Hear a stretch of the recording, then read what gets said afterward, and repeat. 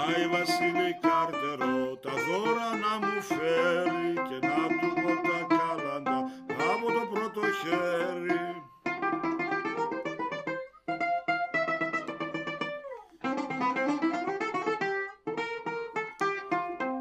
Ο Άι Βασίλης έπεσε από την καμινάδα και να μην έφτανε αυτό έχισε και το γάλα.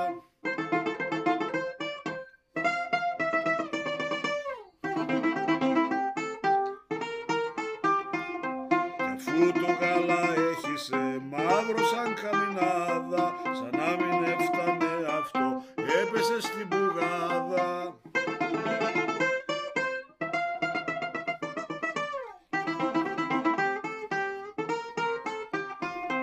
Τα άσπρα ρούχα μαύρισαν, βράχη και η στολή, σκυλιά τον εγαυγίσανε, σαν βγήκε στην αυλή. Σκυλιά τον εγαυγίσανε, φοβήθηκε πολύ.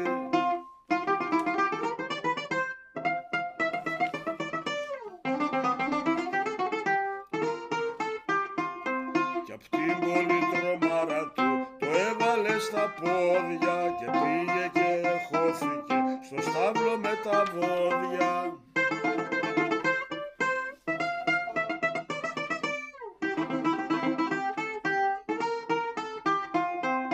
Τα βόδια μου του κάνανε τα πρόβατάκια μπε και έπεσε μες στα άχυρα που λες φίλε καλέ.